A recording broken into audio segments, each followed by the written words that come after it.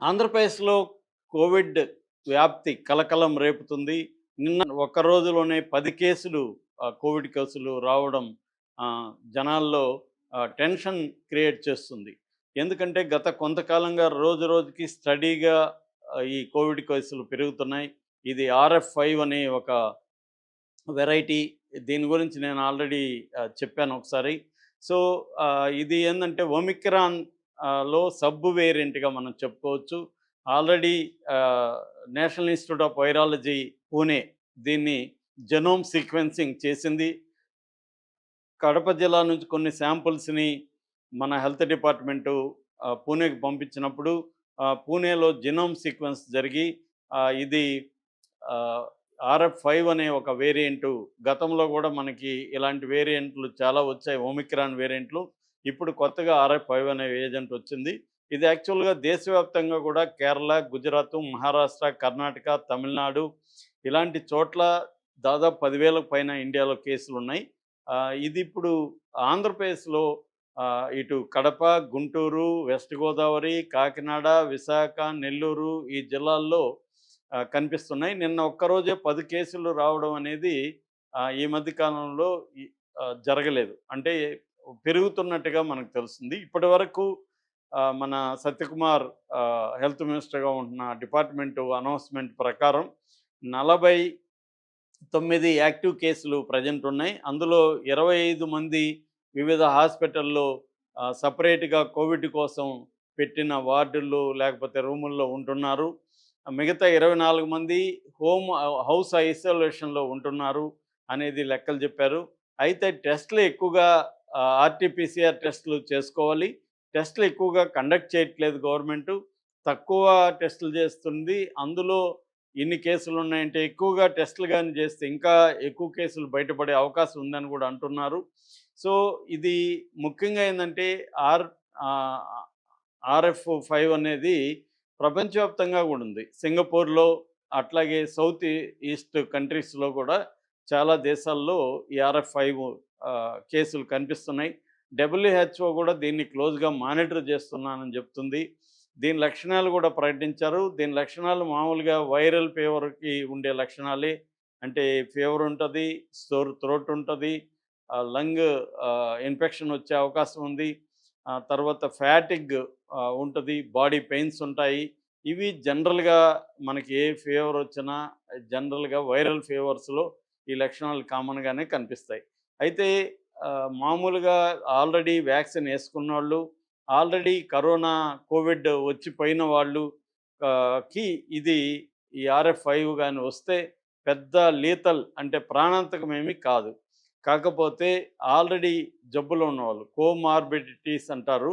అంటే already sugar గానీ, లేకపోతే అంటే డయాబెటిస్ గానీ, లేకపోతే హైపర్ టెన్షన్ గానీ, కిడ్నీ ప్రాబ్లమ్స్ గానీ, క్యాన్సర్ గానీ, ఇంకేదన్నా లంగ్ ఇష్యూస్ కానీ ఇలాంటివి ఉన్న వాళ్ళకి కొంత ఏజ్డ్ లేదంటే చిన్నపిల్లలు వీళ్ళకి ఇది డేంజరు. ఆల్రెడీ నలుగురు ఇప్పటివరకు ఆంధ్రప్రదేశ్‌లో చనిపోయారు. వీళ్ళు ఈ నలుగురు గూడా ఇటువంటి వేరే జబ్బులు ఉన్నవాళ్ళు. అలాగా ఉన్న వాళ్ళకి మాత్రం ఈ ఆర్ఎఫ్5 వేరియంట్ గాని సోకితే ఆ వైరస్సు చనిపోయే అవకాశాలైతే ఉన్నాయి. అది కాకుండా మామూలు వాళ్ళకిది జరిగితే ఇమ్మీడియేట్‌గా వైద్యం తీసుకోగలిగితే డేంజర్ లేదనేది ప్రపంచవ్యాప్తంగా డబ్ల్యూహెచ్ఓ గానీ, మన వైరాలజీ డిపార్ట్మెంట్స్ కానీ, ఆహ్, ఈ మెడికల్ ఎక్స్‌పర్ట్‌లు గానీ చెప్తున్నారు. సో, కాకపోతే ఏందంటే ఇది రోజు రోజుకి పెరుగుతుండడం వల్ల ఆహ్, మనకి ఆందోళనకరంగా ఉంది. గవర్నమెంట్ గూడా దీని మీద మానిటరింగ్ చేస్తుంది. కాకపోతే ఈ కేసులైతే మాత్రం స్టడీగా పెరుగుతున్నట్టు కనబడుతుంది. పైగా ఇప్పుడు వర్షాలు గూడా మొదలవుతున్నాయి. ఈ సీజన్‌లో మామూలుగానే వైరల్ ఫీవర్స్ విపరీతంగా వస్తాయి. ఏది జనరల్ వైరల్ ఫీవరు, ఏది ఆర్ఎఫ్5 ద్వారా వచ్చిందనేది తెలుసుకోవడం గూడా కష్టమే. ఎందుకంటే సింప్టమ్స్ సిమిలర్‌గా ఉంటాయి. అందుకని జనరల్‌గా వైరల్ ఫీవర్స్ వచ్చినప్పుడు ఆర్‌టీపీసీఆర్ టెస్ట్ చేసుకోవాలి.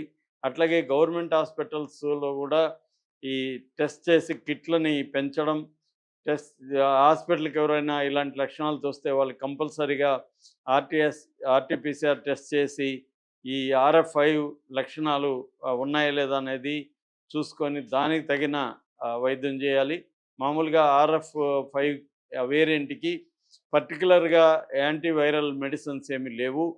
ఓన్లీ సింప్టమాటిక్ ట్రీట్మెంటు మాత్రమే ఉంది. దాంతో పాటు వాళ్ళని మిగతా అంటే కోవిడ్ వచ్చినప్పుడు మనకి ఎటువంటి ప్రోటోకాల్స్ ఉంటాయి. ఐసోలేట్ చేయాలి. ఎందుకంటే కోవిడ్ అంటువ్యాధి ఒకరు తాకినా లేకపోతే వాళ్ళు తుమ్మి దగ్గినప్పుడు ఆహ్, ఈ వీటి వల్ల గూడా తుంపర ఇది పడడం వల్ల గూడా వస్తాయన్నమాట. సో, అందుకని ఆహ్, ఈ చాలా జాగ్రత్తగుండాలి. ఈ మధ్య గమనిస్తే మనం ప్రతి చోట ఈ జాగ్రత్తలు తీసుకోవడం గూడా మొదలైంది. అట్లాగే లిమిటెడ్ ప్లేస్‌లో క్రౌడ్ ఉన్నప్పుడు కంపల్సరీగా ఆహ్, మాస్కులేసుకొని పోవడం గూడా అవసరమని వీళ్ళు డాక్టర్లు చెప్తున్నారు. ఏదేమైనా RF5 అయితే మాత్రం మెల్లమెల్లగా ఆహ్, ఎక్కువ అవుతున్నాయి. ఒక్క కేరళలోనే 2000 కేసుల పైన కనిపిస్తున్నాయి. కేరళతో పోల్చుకుంటే ఆంధ్రప్రదేశ్‌లో చాలా తక్కువని చెప్పాలి గానీ, భయమేస్తుంది జనాలకి. ఎందుకంటే ఇప్పుడు చుట్టుపక్కల ఉన్న రాష్ట్రాల్లో విరివిగా వెళ్ళడం మనం చూస్తున్నాము. సో, ఆల్రెడీ ఒడిస్సా, తమిళనాడు రాష్ట్రాలు అప్రమత్తమయ్యి బార్డర్‌లో వాళ్ళు విజిలెన్స్ కూడా పెంచారని చెప్తున్నారు.